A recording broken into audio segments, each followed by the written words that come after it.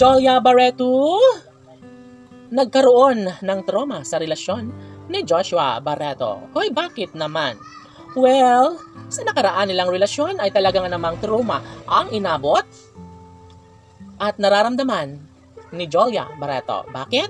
Dahil sadyang naman natutuhanan ng pag-ibig ni Jolia Barreto para sa guwapong aktor na si Joshua Garcia.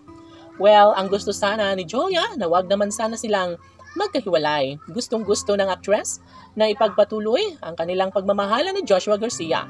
Ngunit hindi natin masisisi ang binata dahil sadya rin naman na tunay niyang minahal ang pretty girl na si Jolia Barreto.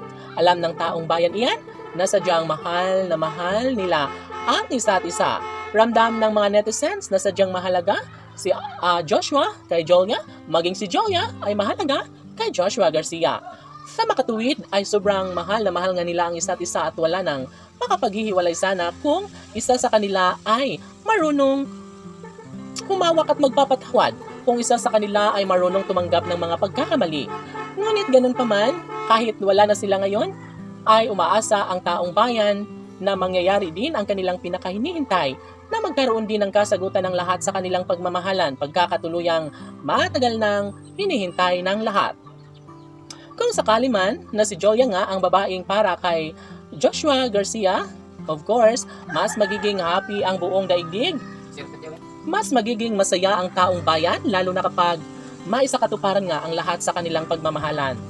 Depensa ng mga fans ng Cut Then Love Team na kailanman ay hindi mangyayari na basta na lang na talpuran ang kanilang sumpaan, pagmamahalang nagbibigay saya at kaligayahan sa buong daigdig.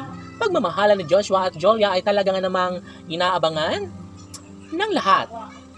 Bukod dito ay gusto lamang ng mga netizens na masilayan na lang sana ang pagmamahalang tunay na nagbibigay saya at kaligayahan sa buong daigdig. Sabi nga nila, nakarapat-dapat si Joshua Garcia sa pagmamahal ng pretty girl na si Jolia Barreto. At ito lamang ang isa sa matagal nang ninanais at pangarap ng lahat. Sana'y wag nang mangyari na basta na lang nakalimutan ang sumpaan ni Joshua at Jolia dahil hindi bagay na sila ay masasaktan. Hindi bagay na mananatili ang kirot. Sakit at kirot sa kanilang puso, bunga ng kanilang hindi nila pagkakaunawaan sa isa't isa. Of course, sabi nga ni Jolia Barreto na gagawin niya ang lahat upang makabangon at manumbalik ang lahat sa matamis na nakaraan sa relasyong tunay na nararapat na maisakatuparan sa tunay na damdamin ni Jolia at Joshua. Marami ang nagsasabing siguro nga ay si Joshua Garcia na ang lalaking para sa puso ni Jolia Barreto. Laban?